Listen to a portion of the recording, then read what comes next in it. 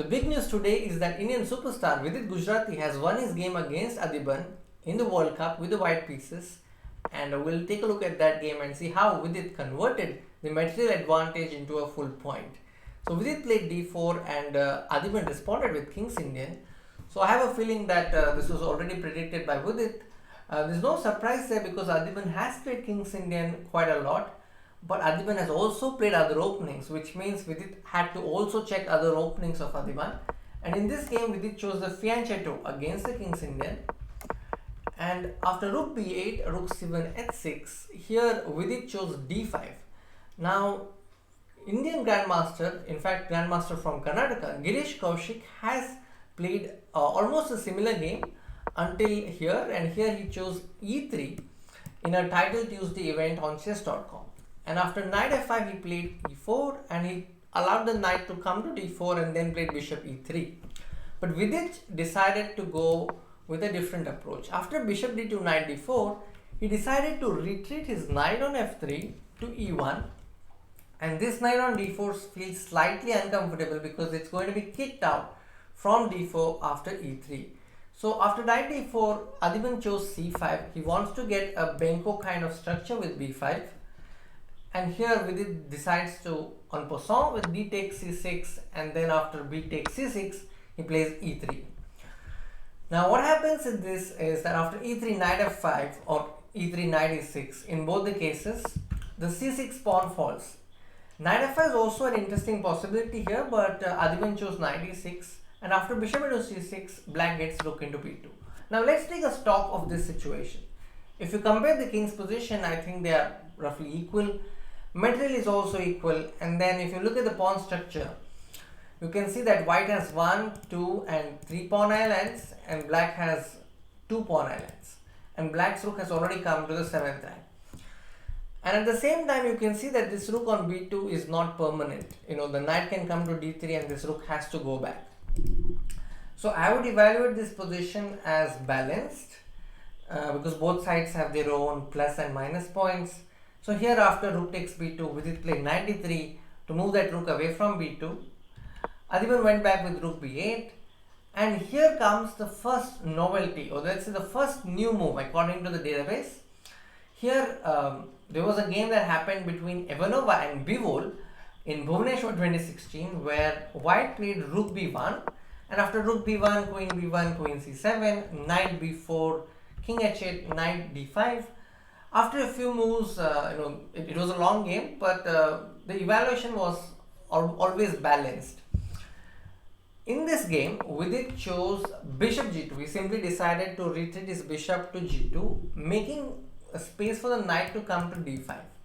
Now after bishop g2, Adhiban played h5, showing intentions that he wants to go h4 in the near future. And Vidit, as he had planned, put his knight to d5. And then after bishop to b7, he played bishop to c3. Now he's slowly maneuvering his pieces, bringing, or let's say improving the position of his pieces, and he's not making any committal decisions. And once he connects the rooks, I think he's having a decent position. But after bishop c3 is a critical point. I was looking at this game live, and I was expecting Adhiban to play a move like knight g5. And a sample continuation could be that, let's say if white plays something like h4, then black could play knight g e4, and then after bishop e1 he could play queen d7, and I think both sides can keep playing. It's a nice position for both sides because black has completed the development and white also has a pretty solid position. But after bishop c3, Adhiban blundered. I'm not sure what exactly he missed, but my guess is that after e4 he probably missed that white could take with the bishop. If knight takes f6, this pawn is no longer hanging because the bishop is keeping an eye on the e4 pawn.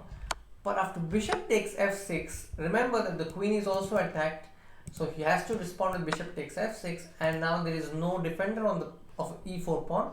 And after bishop takes e4, it looks like black has double bishop advantage, but it is temporary, or let's put it this way, that it's of no use immediately because white is a pawn up and is able to create a lot of threats immediately. For after bishop into e4, let's say if bishop g7, there is this annoying rook b1, idea rook into b7 and knight f6 if necessary. So after bishop into f6, bishop into f6, bishop into e4, Vidit is already a pawn up, but just observe how Vidit conducts the game. According to, let's say, the principles of technical chess, or when you are playing a winning position, the first thing you must keep in mind is not to allow any counterplay for your opponent.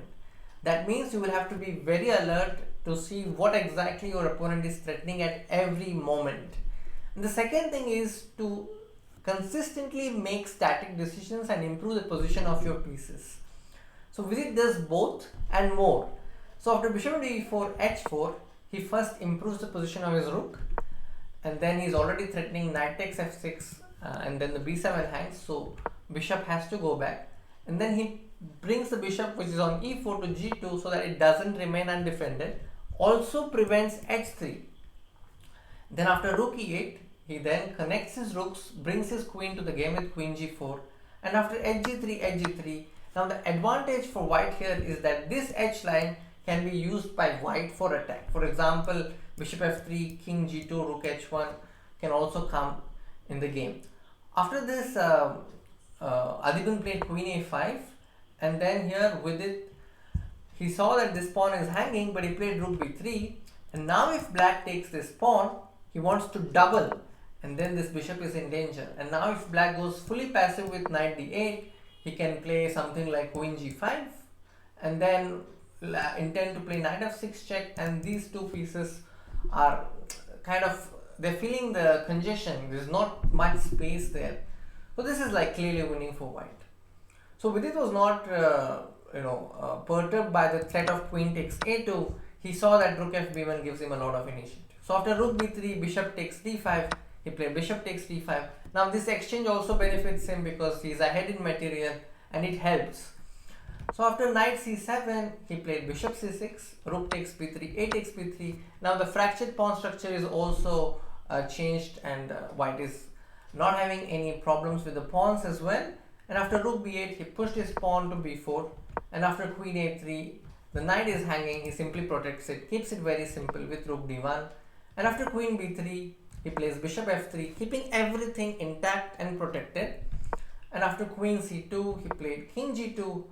So these are the kind of moves that you need to make to improve your positions consistently. It also puts pressure on your opponent because number one, he is down in material, and number two, he doesn't have useful moves.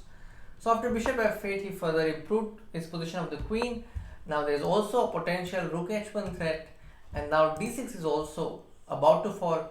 After knight e6, he goes for the kill with queen a7, and then also picks up the a6 pawn. And then after knight g5, for a moment it looks like the knight is maybe capable of some threats, but Vidit has it all in control with knight e1, and then plays queen c6. So the f3 is also defended. I tried to make some tactics work with queen h3 check and rook b8, but there's nothing happening after knight d3 and white is in control. So after rook e5, knight d3, even if you play a move like queen h3 check and rook into e3, still the tactics are not enough to pose a lot of problems. After queen g3, he can simply play bg2, and on queen e3, he can play king f1. And again, white has no problems, he's winning. So in the game, Adhiban went back with rook e8, and then after queen d5, queen h3, king g1, bishop h6, knight f4, queen c8, bishop g2. Here, this was the moment in which Adhiban resigned. White is several pawns up and is winning. d6 is also likely to fall. So this was a very clean game by Vidit, who is in a great form, and more action left tomorrow. I hope you liked my coverage of Vidit's game. I'll be back with another video soon. Until then, take care. Bye bye.